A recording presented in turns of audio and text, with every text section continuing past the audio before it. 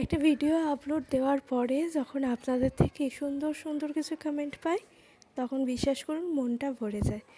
তখন মনের ইচ্ছাটা আরও অনেক গুণ বেড়ে যায়। অনলাইন বা অফলাইন, আমার এক পরিচিত আমাকে এই কমেন্টটা করেছে।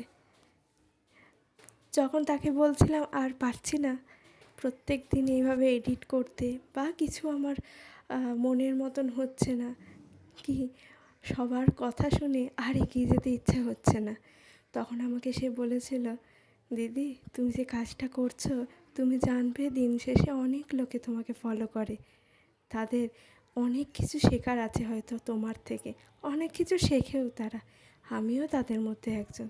তাই প্লিজ তুমি ভিডিও করাটা বন্ধ করো না। তোমার প্রত্যেকটা বলা কথা মনে অনেকটা সাহস যোগায়। এত কিছুর পরেও তুমি যখন এই কাজটা করতে পারো, তখন আমাদের মনে হয় আমরা কেন পারবো না। আপনাদের এই ছোট্ট ছোট্ট কথাগুলো আমার মনে অনেক সাহস দেয়, অনেক ইচ্ছা শক্তিটা আমার বাড়িয়ে দেয়। গলার অবস্থা শুনে এখন বুঝতেই পারছেন যে পারছি না কথা বলতে, খুব কষ্ট হচ্ছে। যে ভয়েস এডিটটা করতে আমার 10 থেকে 15 মিনিট সময় লাগে, সেটা করতে এখন আমার প্রায় আধা ঘন্টা মতন সময় লেগে যাচ্ছে। কারণ এই কথা বলার মাঝে এত কাশি হচ্ছে, তারপর জল খাচ্ছি, তারপরে একটু গলাটা বসছে, তারপরে আবার কথা বলছি। কিন্তু বিশ্বাস করুন অনেক মানুষ আছে যারা ভাবে, ইনফ্যাক্ট তারা খুব নিজের মানুষ বলেই আমি তাদের মনে করি, তারা ভাবে আমার কিচ্ছু হয়নি, আমি এমনি এমনি এখানে এসে আছি, আর এত কাজ যখন করতে পারছি আমি তখন একদম ফিট আছি। কিন্তু বিশ্বাস করুন একটা সময় মনে হতো তাদেরকে বোঝায়, না গো আমার শরীরটা সত্যিই ভালো নেই, কি আমার হয়তো এই অসুবিধাটা সত্যিই হচ্ছে, কিন্তু একটা সময় পিএনপিসি করতেই বেশি ভালোবাসে, লাভ নেই, আবার নিজের ঘরের লোকটাকে নিয়ে করতেই বেশি ভালোবাসে। কি জানি তারা কোন বুদ্ধিমত্তার দেশ থেকে এসেছে যে নিজের ঘরের মানুষটাকে নিয়ে পিএনপিসি করলে তাদের বুঝি সম্মানে বেড়ে যায়, তাই আর তাদের বুঝিয়ে কোনো লাভ নেই বলে ছেড়েই দিয়েছি। তাই নিজের কাজটা নিজেই করে যাচ্ছি।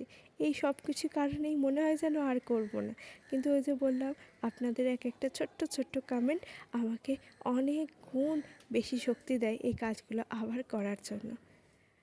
মনে হয় দিন শেষে আমার আমি ছাড়া কেউ নেই, যারা আছেন যাদের স্বার্থের জন্যই আমার সাথে কেবলমাত্র তাদের আমার থেকে কেবলমাত্র স্বার্থটাই দরকার, তাছাড়া আর কিছুই না। এই একই কাজ যখন তার পরিবারের অন্য কেউ করে তখন তাদের খুব ভালো লাগে, কিন্তু যখন আমি করি তখন আর ভালো লাগে না, তখন তারা কিছুই বোঝে না, তখন তাদের এসব কিছু ফালতু বলেই মনে হয়। হোক মনে, কিন্তু নিজেকে নিয়ে নিজে ভালো আছি, নিজের যা উচিত নিজের করা সেগুলোই করে যাচ্ছি, নিজেকে ভালোবেসে আছি, আর অন্য কারোর ভালোবাসার দরকার পড়ে না। সর্দিতে মুখটা এতটাই খারাপ যে কিচ্ছু খেতে ভালো লাগছে না, ইচ্ছা হলো একটু বিরিয়ানি খায়, কিন্তু বাইরের দোকান থেকে যে কিনে এনে খাবো, তা খাওয়ার থেকে বাড়িতে একটু হালকা ফুলকাভাবে বানিয়ে খাওয়া বেশি ভালো বলে মনে হলো আমার। সেই কারণে মাকে বলেছি আজ আর তোমায় কিছু করতে হবে না, কিন্তু মা আমাকে সব জোগাড়টি করে রেখে দিয়ে গেছে। মা চলে গেছে স্কুল, আমি আর আজ স্কুল যেতে পারিনি, শরীরটা একদমই ভালো নেই, নইলে সচরাচর স্কুল বাড়িতে আমি খুব একটা করি না। আর এত সুন্দর টাইট হয়ে জমে আছে, মনে হচ্ছে যেন দোকান থেকে কিনে আনা, কিন্তু না, এটা আমাদের রানীর মায়ের দুধ দিয়ে বানানো, খুব সুন্দর জমেছে টক দইটা। আর আজকে না কোনো চিকেন মাটন দিয়ে বিরিয়ানি বানাবো না, কারণ ঘরে ওসব কিছুই নেই, এখন ঘরে পনির আছে, আর এর আগে একদিন বিরিয়ানিতে পনির দিয়েছিলাম, ভীষণ ভালো খেতে হয়েছিল জানেন, তাই ভাবলাম আজকে এই পনির দিয়েই করি। মা এখন চলে গেল স্কুলে, আবার চলে আসবে ওই 1:30 নাগাদ। এখন আমি বাড়িতে একা, বাপি বাজার গেছে, চলে আসবে। মা না থাকলে বাড়িটা বড্ড ফাঁকা ফাঁকা লাগে, তখন কেমন একা একাই লাগে। আজকে খুব একটা বেশি পরিমাণে করবো না, কারণ বাপিও এখন এইসব জিনিস খুব একটা খাচ্ছে না, বাপিরও যেহেতু শরীরের প্রবলেমের জন্য খাচ্ছে না, কিন্তু ওই দোকান থেকে কিনে খাওয়ার থেকে ঘরে হালকা তেল মশলায় বানিয়ে খেয়ে খুব একটা খারাপ হবে বলে মনে হয় না, তাই একটু অল্প করেই চাল নিয়েছি। আর মাও খুব একটা পছন্দ করে না বিরিয়ানি খেতে, বাপি আর আমি একটু বেশিই পছন্দ করি, তো অল্প করে চাল নিয়েছি, এই হাঁড়িতেই চালটা বসিয়ে দিয়েছি, আর পেঁয়াজটা এখন ভাজতে বসিয়ে দিয়েছি, ওই যেটা দোকানের ভাষায় বলে আর কি বেরেস্তা, সেটাই এখন করে নিচ্ছি। বাড়িতে বিরিয়ানি করলে আমি এইভাবেই করি, মাঝে মাঝে এত কাশি হচ্ছে যে চোখ দিয়ে যেন জল বেরিয়ে যাচ্ছে, কিন্তু তারপরেও আমি ভয়েস এডিটটা করে যাচ্ছি। পনিরটাকে বেশ সুন্দর করে এই মশলার সাথে একদম কষিয়ে নেবো, কষিয়ে আবার আলাদাভাবে তুলে রেখেও দেবো, নইলে এটা আবার নরম হয়ে যাবে আর তারপর ওই মশলাতেই খানিকটা আলুটাও বেশ সুন্দর করে কষিয়ে নেব, যাতে আলুর ভেতরে একটু মশলা ঢোকে। আর এই কড়াইটাতেই আজকে দমে বসিয়ে দিয়েছিলাম। ওই যে বললাম বাড়িতে করেছি একদম হালকাভাবে, কোনো ওই আটার ডো করিনি, কিছুই না, এইভাবেই বসিয়ে দিয়েছি। শুধু ওপরে মায়ের ওই শিল নোড়াটা চাপিয়ে দিয়েছিলাম, ওটাতে বেশ টাইট হয়ে বসেছিল। এখন বাজে বেলা 12টা মতন। আকাশের দিকে তাকিয়ে কে বলবে বলুন, মনে হবে যেন সন্ধ্যা হব হব হয়ে এসেছে।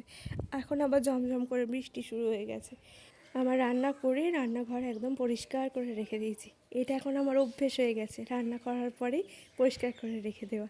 নইলে আগে এত কিছু করতাম না, আমি জাস্ট রান্নাটা করে রেখে দিতাম, মা এসে আবার সব পরিষ্কার করতো। কিন্তু কত পরিবর্তন হয়েছে তাই না, নিজেকে দেখে ভাবি এখন যে অন্য কারোর সুখের কথা চিন্তা করতে গিয়ে তার ঘরে সমস্ত কাজকর্ম করে রাখি, কিন্তু শেষবেলায় শুনতে হয় কি আর করো, করার তো কিছুই থাকে না।